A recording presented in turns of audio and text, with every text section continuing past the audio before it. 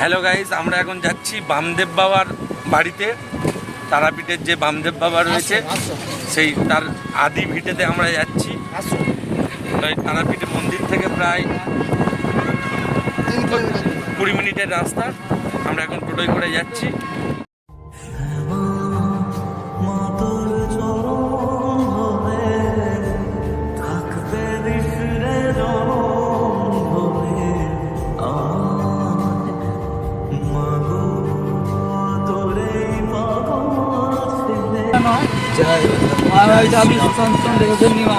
করে দিচ্ছি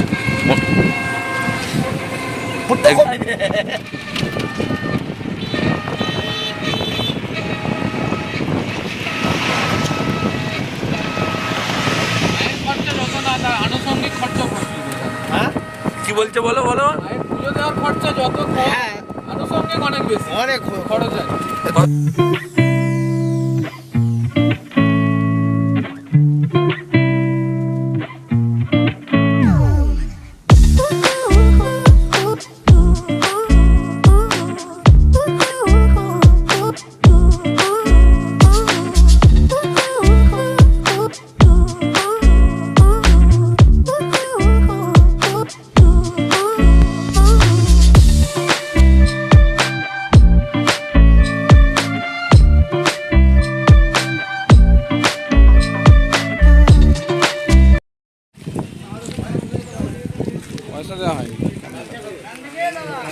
কি নেবে?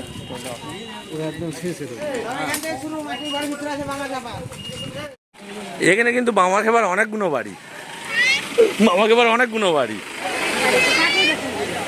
এই একটা বাড়ি, ওই একটা বাড়ি, প্রচুর বাড়ি।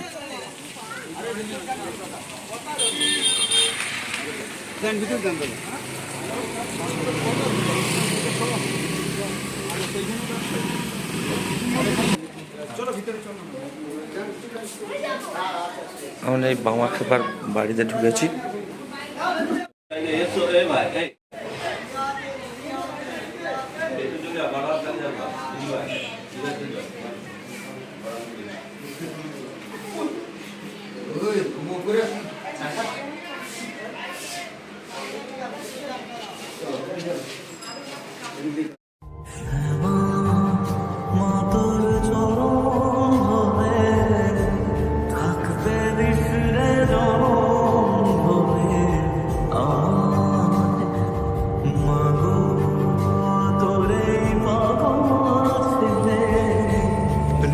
বামা খেপার বাড়ির পর একটা 12 হাত কালীর মন্দির, এটাও দেখতে পারেন। এখানে সাধন করতো, আচ্ছা এখানে সাধনা করতো, এই লেখা আছে।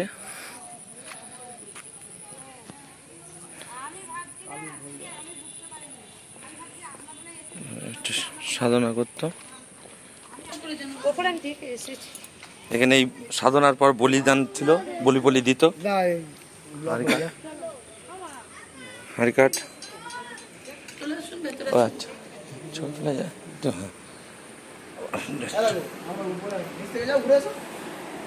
হ্যাঁ যোগ্যস্থান।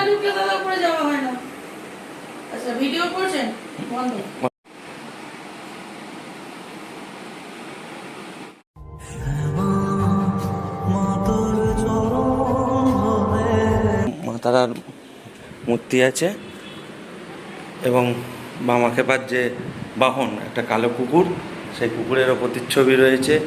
বামা খেপা রয়েছে।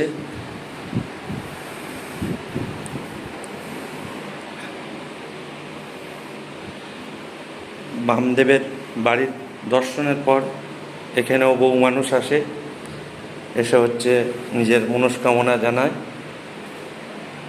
এবং এখানেও তারাপীঠের মন্দিরের মতন এখানেও পুণ্যার্থীদের ভিড় লেগে থাকে। বামদেবের যে বাড়ি, সেই বাড়ির আমরা দর্শন করলাম এবং হচ্ছে যে যেখানে বসে সাধনা করতো সেই সাধনা স্থলও আমরা দর্শন করলাম। এবার তারাপীঠে আরও যে যে ঘোরার জায়গা রয়েছে সেগুলোও আপনাদের দেখাবো। শুধু তারাপীঠ মন্দির নয়, তারাপীঠে এলে এই এই জায়গাগুলো আপনারা ঘুরতে ভুলবেন না।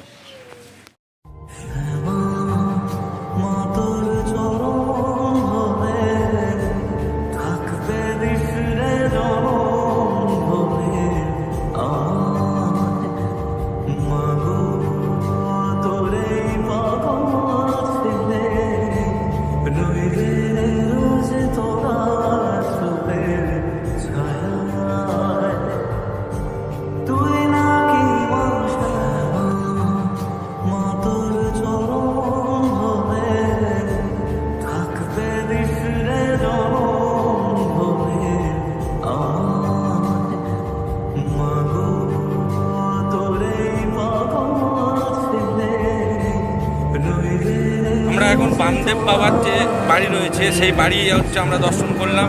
এর পাশাপাশি বামদেব বাবা হচ্ছে যেখানে বসে সাধনা করত সেই জায়গাও দর্শন করলাম, এবং হচ্ছে বামদেব বাবা যে বাল্যকালে যে মাকে পুজো করতো সেই মন্দিরও আমরা দর্শন করলাম। এর পাশাপাশি তারাপীঠের এখনও বহু জায়গা রয়েছে যেখানটায় ঘোরা বাকি আছে। শুধু তারাপীঠ মন্দিরে এসে পুজো দিয়ে বাড়ি ফেরা নয়, তারাপীঠে এসে তারাপীঠের আরও যে সকল জায়গা রয়েছে সেই সকল জায়গা, প্রতিটি জায়গা ঘুরি ঘুরি আপনাদেরকে দেখাবো।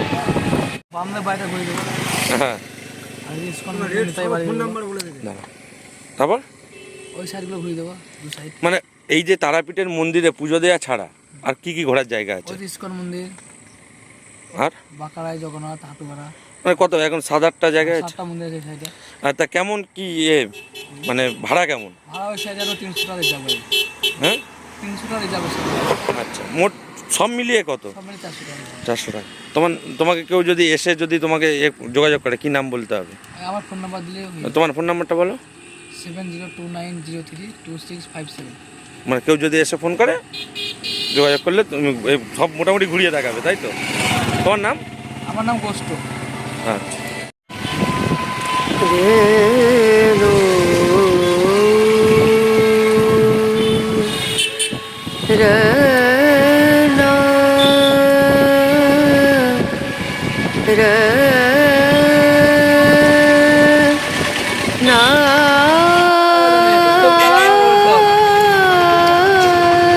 চলো চলো।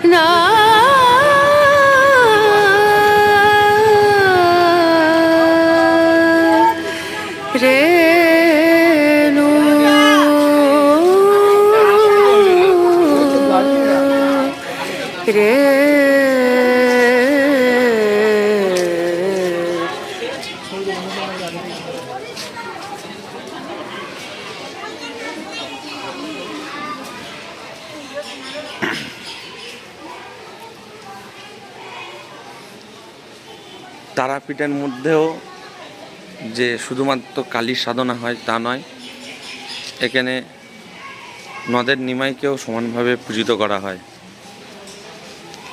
এই ইস্কন, এখানে মহাদেব রয়েছে।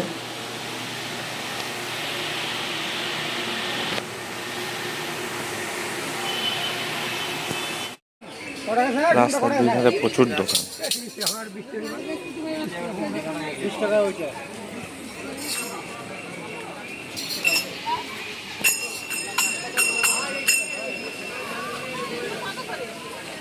এখান থেকে তারামার মূর্তির পাশাপাশি আরো অন্যান্য মূর্তি পাওয়া যায়। নিশ্চয় তোলা আছে।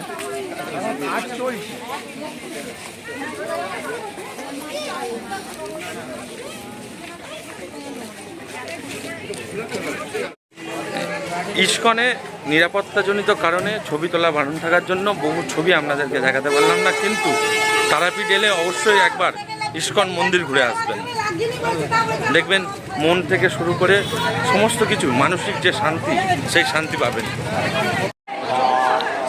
ছবি তুলে দিতে হবে ভিতরে।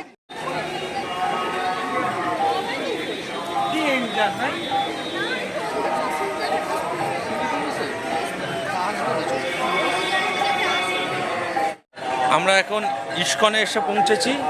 চারিদিকে যে তারাপীঠ মন্দিরের কাছে যেরকম জয়তারার ধ্বনি, সেরকম ইস্কন মন্দিরের কাছে এলে কৃষ্ণ নামে আপনারা মজে যাবেন, এবং ইস্কন মন্দিরে ঢোকার পর কৃষ্ণ নাম সেটা চারিদিকেই আপনারা অনুভব করতে পারবেন, এবং আধ্যাত্মিক এবং মানসিক একটা শান্তি, সেই শান্তি আপনারা এখানে পাবেন।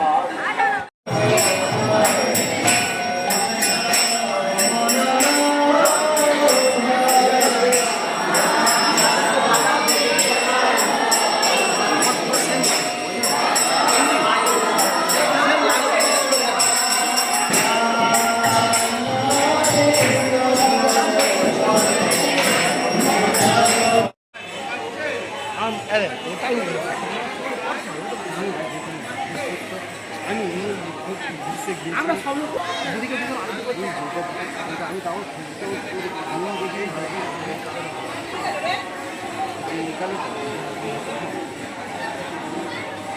সঙ্গে ভাই হ্যাঁ আমি সেটাই বলছি এই তো এই আমি তাই গেলাম সেটাই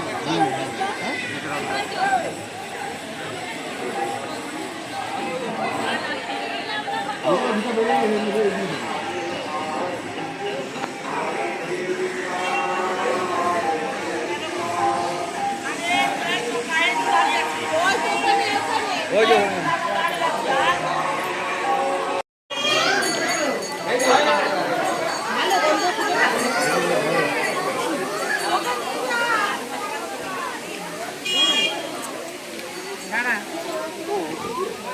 এইটাই দেখা হলো না আমাদের। এটা হচ্ছে নিতাইয়ের বাড়ি। তো এখানেও আশ্রম প্রাঙ্গণে মোবাইল ফোন নিয়ে প্রবেশ নিষেধ, সেই জন্য ভিতরটা দেখাতে পারবো না। যতটা জুম করে দেখানো সম্ভব ততটাই আমি দেখাচ্ছি।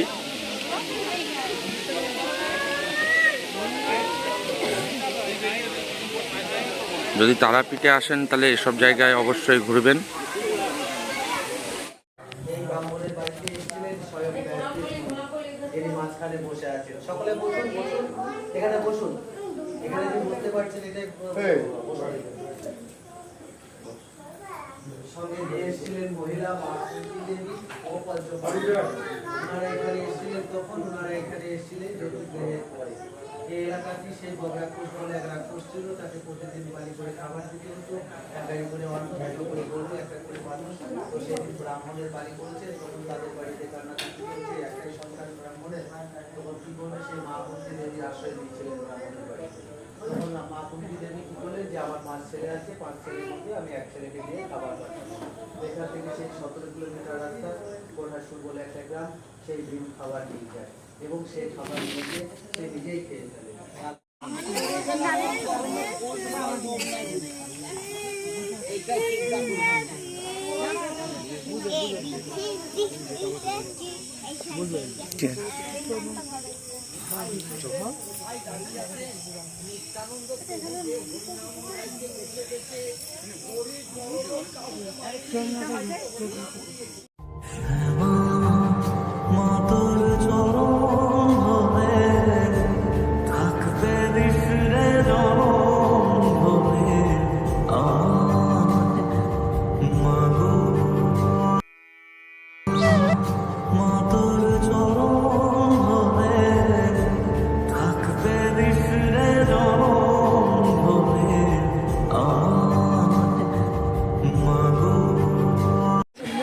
কষ্ট হচ্ছে, অবশেষে শেষ হলো আমাদের ট্যুর। এখনো পর্যন্ত কিন্তু এখনো বাড়ি পৌঁছায়নি। রামপুরহাট স্টেশনে এসেছি, তারপরে এখান থেকে 2:10-এর ট্রেন রয়েছে। হ্যাঁ, তারপর 2:10 থেকে শিয়ালদা যাবো রামপুরহাট। হ্যাঁ, তারপর আবার ওখান থেকে 1.5 ঘন্টা। হ্যাঁ, 1.5 ঘন্টা আমাদের জার্নি করতে হবে, তারপরে বাড়ি, তবে আমরা আমাদের গন্তব্যে পৌঁছাবো। পৌঁছাবো।